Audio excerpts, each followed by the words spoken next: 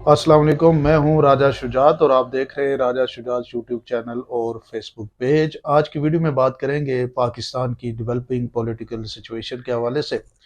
जैसा कि आप लोग देख रहे हैं कि जिस तरह से पाकिस्तान के अंदर एक सिचुएशन अनफोल्ड हो रही है, और इसको अगर हम समझें तो यानी नज़र ये आ रहा है कि डेमोक्रेसी की कोई वैल्यू नहीं है पाकिस्तान के अंदर। आइन कानून की कोई वैल्यू नहीं है, अखलाकियात की कोई वैल्यू नहीं है, किरदार की कोई वैल्यू नहीं है, ह्यूमन राइट्स की कोई वैल्यू नहीं है।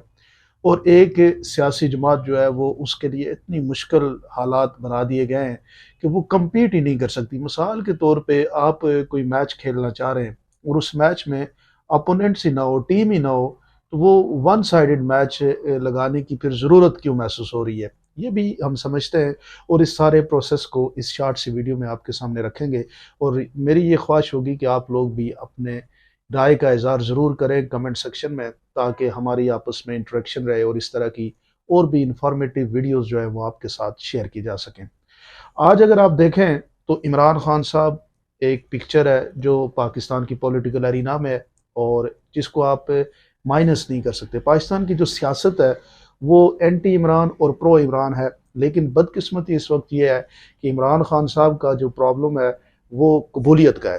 कबूलियत, क्योंकि पाकिस्तान में पॉलिटिक्स के लिए सिर्फ आपको सियासी तौर पे मकबूल होना ज़रूरी नहीं है, बल्कि पाकिस्तान के ताकतवर हलकों के दरमियान आपकी कबूलियत का होना भी बड़ा ज़रूरी है। अब जो पाकिस्तान की जो पॉलिटिक्स में जो इमरान खान साहब का जो जो जिसमें आप ये कह सकते हैं कि लैक हो रहा है, वो ये है कि वो कबूलियत के जो दरवाजे हैं वो या फिर खुल ही नहीं रहे या पक्के मुकम्मल तौर पे बंद हो चुके हैं। इससे पहले अगर हम ये कबूलियत के दरवाज़ों की अगर हम बात करें तो नवाज शरीफ साहब ने, आपको पता होगा कि मुशर्रफ साहब का तियारा हाईजैक एक केस हुआ, वो उसमें आपने देखा होगा कि इतना बड़ा उम्र कैद की सज़ा, पता नहीं क्या क्या हुआ नवाज शरीफ साहब के ऊपर, फिर भी उन्होंने कबूलियत के दरवाजे खोले। जो लास्ट टर्न्योर था जब नवाज शरीफ साहब को हटाया गया, तो उस वक्त नवाज शरीफ साहब ने डायरेक्ट इल्ज़ाम लगाए पाकिस्तान आर्म फोर्सेस के ऊपर, लेकिन उसके बावजूद भी कबूलियत के दरवाजे खोलने वालों ने नवाज शरीफ के लिए खोले भी और नवाज शरीफ साहब ने भी एफर्ट की कि वो दरवाजे खोले जाए। अब पाकिस्तान तहरीक इंसाफ और इमरान खान को इशू ये है कि वो जो कबूलियत के दरवाजे हैं उन कबूलियत के दरवाज़ों को खोलने के लिए पता नहीं बैकडोर पे कोशिश हो रही है या नहीं हो रही। इस कोशिश को तेज़ करना चाहिए, क्योंकि इस वक्त पाकिस्तान की जो अवाम है वो इमरान खान साहब के साथ जकड़ के पूरी वन साइडेड इमरान खान के साथ है। पाकिस्तान की जो, अगर हम मॉडर्न पॉलिटिक्स को अगर हम देखें तो पाकिस्तान का जो नया नौजवान है वो इमरान खान साहब के साथ रिलेट करता है। वो इन सियासी जो पुराने हमारे सियासतदान हैं इनके साथ वो रिलेट भी नहीं कर पा रहा और इनको वो अपने लिए बेहतर भी नहीं समझता। तो यहाँ पे जो दो इम्पोर्टेंट एंटिटीज़ हैं पाकिस्तान के, जो ताकतवर हल्के और पीटीआई इमरान खान, इन दोनों को आपस में कहीं ना कहीं बैठ के बात करना पड़ेगी। और वो बात इसलिए ज़रूरी है कि इस मुल्क की बेहतरी के लिए। और सबसे इम्पॉर्टेंट बात यह है कि अगर पाकिस्तान की आवाम जो है वो जो पुराने हमारे जो कन्वेंशनल पॉलिटिशियन हैं उनको लाना चाहती है, या उनसे, यानी मियां नवाज शरीफ साहब 1988 में प्राइम मिनिस्टर बने थे और आज भी प्राइम मिनिस्टर के वो उम्मीदवार हैं। आप सोचें कि इतने सारे टाइम पीरियड में अगर एक शख्स कुछ नहीं कर पाया तो वो अब क्या करेंगे।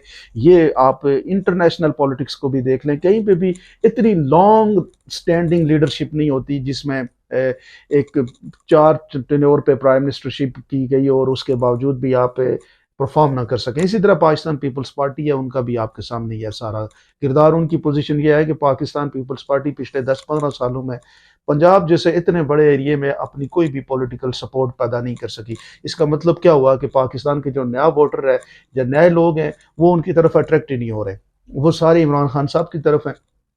तो यहाँ पे क्या है जी, सबसे इंपॉर्टेंट बात जो समझने वाली है, ये जो इलेक्शन का प्रोसेस है इसको साफ और शफाफ किया जाए। अब साफ और शफाफ होने का तो सवाल ही पैदा नहीं होता जिस तरह से हालात बनाए जा रहे हैं। हालात ये बनाए जा रहे हैं कि नवाज शरीफ को गवर्नमेंट दी जाए पाकिस्तान की आवाम की मर्जी के खिलाफ।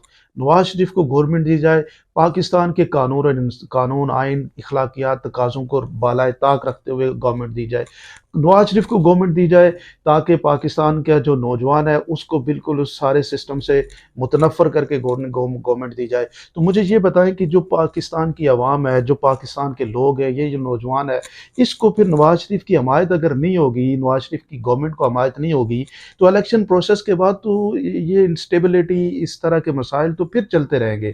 तो इस सारे प्रोसेस को करने का फिर फ़ायदा क्या होगा? मुझे ये समझ नहीं आ रही कि क्यों हम शॉर्ट टर्म गोल को अचीव करने के लिए लगे हुए हैं। यहाँ पे पाकिस्तान के पास गोल्डन चांस है कि पीटीआई, पीएमएलएन, पीपल्स पार्टी, मौलाना फजलुर रहमान, जितनी भी सियासी जमातें हैं, ये सारी फ्री एंड फेयर इलेक्शन इनको देना चाहिए और पाकिस्तान की आवाम के ऊपर जो है वो ट्रस्ट करना चाहिए।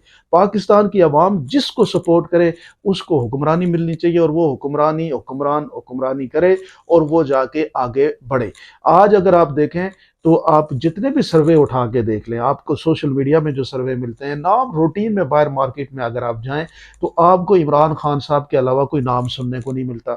तो इमरान खान का अगर मुकाबला ही करना है तो इमरान खान को भी लेवल प्लेइंग फील्ड दे दें और ये जो बाकी सियासी जमातें हैं जो अकेले नहीं जीत सकती, ये आपस में इत्तेहाद करें। ये यानी पीडीएम इत्तेहाद जो इन्होंने बनाया था गवर्नमेंट बनाने के लिए, वही इत्तेहाद लेके वो जाए इलेक्शन में और इमरान खान साहब को एक प्रॉपर अपोजिशन में वो उनके इमरान खान के खिलाफ इलेक्शन लड़े और साफ और शफाफ इलेक्शन हो। तो उस इलेक्शन से बेशक इमरान खान हार जाए, लेकिन उस इलेक्शन से भी पाकिस्तान की बेहतरी नजर आएगी। लेकिन एक इलेक्शन जिसमें इमरान खान को आप सीधे से सिस्टम से ही आउट करें, उनकी सियासी जमात को आप प्रोग्राम भी ना करने दें, कॉर्नर मीटिंग भी ना करने दें, जलसा भी ना करने दें और उसके बाद आप कहें कि हम एक हुकूमत बना के ले आएंगे और वो स्टेबिलिटी कायम करेगी, नहीं करेगी। ये डेमोक्रेटिक मुल्क है, आप हर वक्त हर आदमी के पीछे डंडा लेके नहीं चल सकते और कितना चलेंगे आपकी अपनी जो और प्रायोरिटीज हैं वो कंप्रोमाइज होंगी और दूसरा यह है कि आपकी एनर्जी एग्जॉस्ट होगी। तो बेहतर तरीका यही है कि पाकिस्तान को साफ और शफाफ इलेक्शन दिया जाए, पाकिस्तान की सियासी जमातों को सबको उस इलेक्शन के लिए हमायत करनी चाहिए और उस इलेक्शन के बाद जो गवर्नमेंट बने उस गवर्नमेंट को पाकिस्तान के आइन और कानून के मुताबिक सपोर्ट मिलनी चाहिए और वो गवर्नमेंट पाकिस्तानियों के मसाइल को हल करे। आप क्या समझते हैं? ज़रूर मुझे कमेंट सेक्शन में बताइएगा और चैनल को सब्सक्राइब कर दीजिएगा। बहुत शुक्रिया।